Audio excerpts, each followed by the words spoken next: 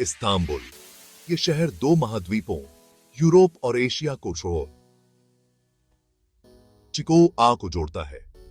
यह एक ऐसी जगह है जहां प्राचीन इतिहास आधुनिक जीवन से टकराता है। हवा में बसलिंग मार्केट्स की ऊर्जा और माइनरेट्स से गूंजती अजान की आवाज है। यह एक ऐसा शहर है जो एक्सप्लोर करने के लिए कहता है। मेरी यात्रा इस्तांबुल के ऐतिहासिक सुल्तानामेट डिस्ट्रिक्ट से शुरू हुई। यहाँ शहर का समृद्ध अतीत पूरी तरह से प्रदर्शित है। बाइजेंटाइन और ऑटोमन स्थापित कला के चमत्कार लंबे समय से चले आ रहे साम्राज्यों के प्रमाण के रूप में खड़े हैं। यह एक ऐसा शहर है जहां पूरब वास्तव में पश्चिम से मिलता है। हागिया सोफिया इस्तांबुल के स्काईलाइन पर हावी है। इस इमारत ने सब कुछ देखा है। सदियों तक इसने धार्मिक और राजनीतिक शक्ति के केंद्र के रूप में कार्य किया। पहले एक चर्च, फिर एक मस्जिद और अब एक संग्रहालय हागिया सोफिया तुर्की के जटिल इतिहास को दर्शाता है। अंदर कदम रखते ही मैं इमारत के विशाल आकार से दंग रह गया। विशाल संगमरमर के स्तंभ ऊंचे गुंबद को सहारा देते हैं। जटिल मोजाइक ईसाई और इस्लामी परंपरा के दृश्यों को दर्शाते हैं। सदियों के भार से हवा घनी है। हागिया सोफिया बाइजेंटीन युग की स्थापत्य प्रतिभूति का प्रमाण है। इसका विशाल गुंबद जो हवा में लटका हुआ प्रतीत होता है, अपने समय का एक इंजीनियरिंग चमत्कार था। इमारत भूकंप, आग और विजय से बच गई है। आज यह इस्तांबुल की स्थायी भावना के प्रतीक के रूप में खड़ा है। हागिया सोफिया से थोड़ी दूरी पर ब्लू मस्जिद है। यह आइकॉनिक लैंडमार्क अपना नाम अपने आंतरिक भाग को सजाने वाली आश्चर्यजनक नीली टाइलों से प्राप्त करता है। 17वीं शताब्दी में बनकर तैयार हुई ब्लू मस्जिद ऑटोमन वास्तुकला का एक उत्कृष्ट नमूना है। मस्जिद की 6 मीनारें इस्तांबुल के स्काईलाइन को चीरती हैं। मस्जिद में प्रवेश करते ही मैं शांति की भावना में डूब गया। सना हुआ ग्लास खिड़कियों से सूरज की रोशनी प्रवाहित होती थी, जो नीचे कालीनों पर रंगीन पैटर्न डालती थी। हजारों नीली इज़ेनिक टाइलों ने दीवारों को सजाया, जिससे एक मंत्रमुग्ध कर देने वाला प्रभाव पैदा हुआ। नीली मस्जिद शांति का स्थान है। जटिल डिजाइनों और शांतिपूर्ण वातावरण में खुद को खोना आसान है। इस्तांबुल आने वाले किसी भी व्यक्ति के लिए मस्जिद अवश्य देखने लायक जगह है। यह तुर्की की समृद्ध इस्लामी विरासत से जुड़ने का मौका है। ग्रैंड बाजार की यात्रा के बिना इस्तांबुल की यात्रा पूरी नहीं होती है। यह लैब्रिंथाइन मार्केट दुनिया के सबसे पुराने और सबसे बड़े ढके हुए बाजारों में से एक है। यह बेस्ट पॉसिबल वे में इंद्रियों का अतिभार है।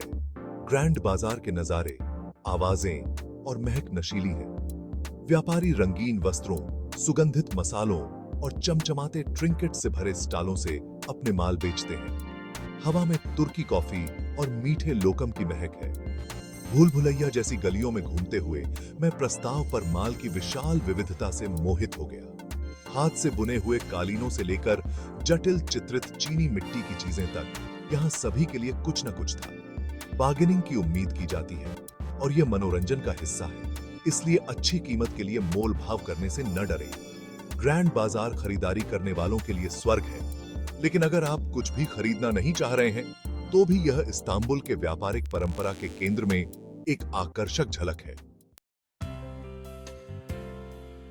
कैपाडोशिया, a land of fairy chimneys and hot air balloons। मैंने मध्य तुर्की के कैपाडोशिया की यात्रा की, जो अपने अवास्तविक परिदृश्यों के लिए जाना जाता है। लाखों साल पहले ज्वालामुखी विस्फोटों ने इस क्षेत्र को राख में बदल दिया था। हवा और बारिश ने नरम चट्टान को परी चिमनी में तराशा। कैपाडोसिया का अनुभव करने का सबसे अच्छा तरीका ऊपर से है। सूरज उगते ही मैं एक गर्म हवा के गुब्बाले पर सवार हो गया। परी चिमनियां सुबह की रोशनी में चमक रही थी। कैपाडोशिया की सुंदरता सतह के नीचे तक फैली हुई है। यह क्षेत्र भूमिगत शहरों का घर है, जिसे शुरुआती ईसाइयों ने उकेरा था। काइमाक्ली और देरिनकुयू की सुरंगों और कक्षों की खोज करते हुए मैं चकित था। Section 6, Antalya, where history meets the turquoise coast। Cappadocia से मैंने तुर्की के भूमध्य सागरीय तट पर एक जीवंत शहर अंटालिया की यात्रा की। अंटालिया एक ऐसी जगह है जहां इतिहास और प्रकृति का टकराव होता है। प्राचीन खंडहर आधुनिक होटलों और रिसोर्ट्स के विपरीत हैं, जो समुद्र तट पर स्थित हैं। कालाइची ऑटोमन युग के घरों से सजी कोबलस्टोन सड़कों का एक आकर्षक चक्रव्यूह है। फिरोजा तट पर अंटालिया के स्थान का अर्थ है कि आश्चर्यजनक समुद्र तट कभी दूर नहीं है।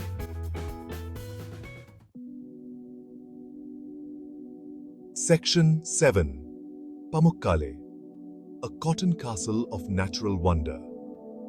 मेरा अगला पड़ाव पमुक्काले था, जिसका अनुवाद कॉटन कैसल है। यह प्राकृतिक अजूबा वास्तव में देखने लायक है।